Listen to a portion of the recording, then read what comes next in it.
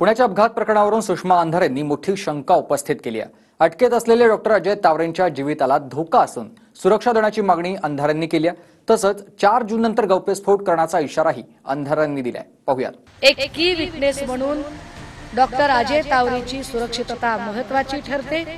पुरावे नष्ट करण्याच्या दृष्टीने त्यामुळे अजय तावरेची सुरक्षितता महत्त्वाची आहे।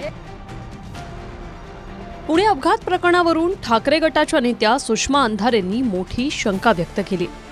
आरोपीचे ब्लड सॅम्पल ज्या डॉक्टर हळनोरनं डॉक्टर अजय तावरेंच्या सांगण्यावरून बदलले, त्याच डॉक्टर अजय तावरेंच्या जीवाला धोका असल्याचं अंधारे म्हणाले आणि सुरक्षेची मागणी केली। डॉक्टर अजय तावरे ज्यांची अटक झालेली आहे, डॉक्टर अजय तावरेच्या अटकेनंतर अजय तावरेने सेम वाक्य उच्चारलं की माझ्याकडे भरपूर नावं आहेत, मी कुणालाही सोडणार नाही। अशा वेळी एक की विटनेस म्हणून डॉक्टर अजय तावरेची सुरक्षितता महत्त्वाची ठरते। पुरावे नष्ट करण्याच्या दृष्टीने त्यामुळे अजय तावरेची सुरक्षितता महत्त्वाची आहे। संरक्षण देणारच जर त्याचा जीव घेणार असेल असं जर कुणाचा समज असेल तर मला वाटतं हे हास्यास्पद आहे। आणि तावरेंनी जर तशी मागणी जर केली की मला संरक्षण हवं तर पोलीस त्यांना संरक्षणही देतील आणि त्यांच्यावर असलेल्या कारवाई ही व्यवस्थितपणे करतील। म्हणून एकीकडे त्याच्यावर आरोप करायचे, दुसरीकडे त्याच्या संरक्षणाची मागणी करायची, तिसरीकडे त्याला राजकीय संरक्षण आहे असं सांगायचं। हे जे काही विरोधाभासाचे स्टेटमेंट आहे त्यामुळं कन्फ्युजन कसं तयार होईल हा प्रयत्न यातून झालेला पाहायला मिळतोय। आता ही शंका सुषमा अंधारेंनी का व्यक्त केली, तर त्यासाठी त्यांनी गेल्या वर्षभरातल्या काही केसेसचा दाखला दिलाय। आतापर्यंत ज्याही प्रकरणांमध्ये अटक झाली त्यांनी काही नावं घेणार असल्याचं सांगितलंय। आता पुण्याच्या अपघात प्रकरणात डॉक्टर अजय तावरेंनीही तेच म्हटलंय। अमृता फडणवीसांना ब्लॅकमेलिंग करणारं अनिल जयसिंघानीचं प्रकरण, अटक झाल्यानंतर जयसिंघानीनं दूध का दूध करणार असं वक्तव्य केलं होतं। पण पुढे या प्रकरणाचं काय झालं असा सवाल अंधारेंनी केला। दुसरं प्रकरण आहे समीर वानखेडे आणि शाहरुख खानचा मुलगा आर्यन खानचं। या प्रकरणात प्रभाकर साईल का साक्षीदार होता, पण साक्ष नोंदवण्याआधीच त्याचा संशयास्पद मृत्यू झाला। या प्रकरणात पुढे काय झालं असा सवाल अंधारेंचा आहे। तिसरं प्रकरण आहे पुण्याच्या ससून रुग्णालयातून ड्रग्ज रॅकेट चालवणाऱ्या ललित पाटीलचं।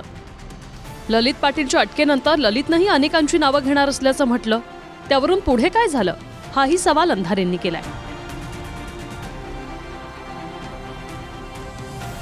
ललित पाटीलच्या अटकेनंतर तर गृहमंत्री फडणवीसांनी ड्रग्जचं मोठं नेक्सस पुढे येणार असून लवकरच माहिती देणार असल्याचं गेल्या वर्षी ऑक्टोबरमध्ये सांगितलं, पण आतापर्यंत कोणतीही माहिती आली नाही असा सवाल अंधारेंनी केलाय।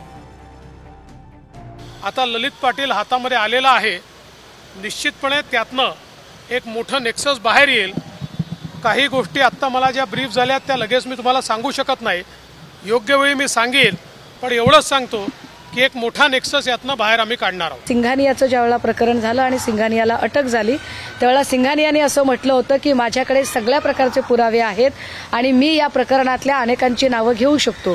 पुढे सिंघानियाचं काय झालं कळलं नाही। समीर वानखेडे सोबतचा केपी गोसावीचा बॉडीगार्ड प्रभाकर साहिल, या प्रभाकर साहिलचा 2 एप्रिल 2022ला माहुल चेंबूरला तो एकटा असताना संशयास्पद मृत्यू झाला। ललित पाटीलने सांगितलं की माझ्याकडे खूप नावं आहेत आणि मी खूप नावं घेऊ शकतो, पण त्याही सगळ्या प्रकरणामध्ये पुढे चौकशी काय झाली, ललित पाटील काय बोलला काय नाही याच्यावरती जराही माहिती पुढे आली नाही। सुषमा अंधारेंनी पुणे अपघाताच्या आरोपींचं मंत्रालयातील 6व्या मजल्याचं कनेक्शन असल्याचाही आरोप केलाय। अर्थात अंधारेंनी बोट 6व्या मजल्याचा उल्लेख करून मुख्यमंत्री आणि दोन्ही उपमुख्यमंत्र्यांकडे दाखवले।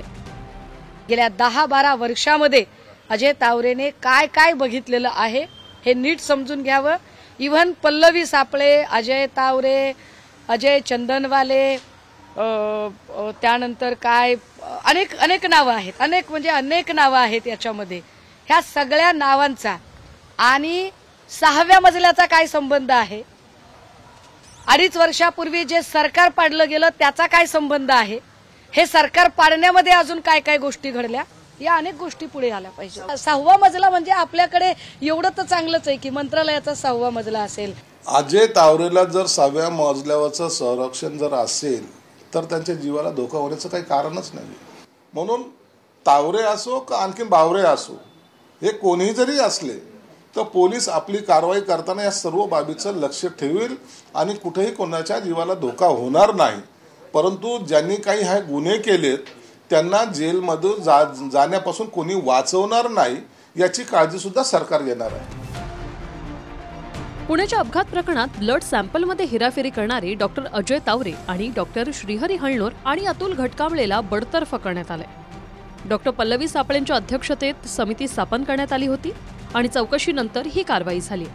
त्यातच आता पुन्हा 4 जूनच्या निकालानंतर गौप्यस्फोट करण्याचा इशारा अंधारेंनी दिलाय.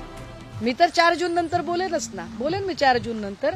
मी सांगते पुन्हा की मला आत्ता जर मी बोलले ना, मी आत्ता बोलले तर मला असं वाटतंय की सगळ्या लोकांचं लक्ष हे निवडणुकांकडे आहे, निकालाकडे आहे. आत्ता निकालासाठी म्हणून पोलीस यंत्रणा आणि एकूण कायदा व्यवस्था त्यासाठी सज्ज होत आहे. अवघ्या 3 दिवसावर निकाल आहे. अशा सगळ्या परिस्थितीमध्ये आपण वेगळा ताण वाढवू नये अशी माझी प्रामाणिक इच्छा आहे. मी कायदा पाळणारी मुलगी आहे, मला कायदा पाळायचा आहे. आता आणखी अशी कोणती माहिती अंधारेंकडे आणि त्या 4 तारखेची का वाट पाहत आहेत, हाही सवाल आहे. Bureau report, TV9 Marathi.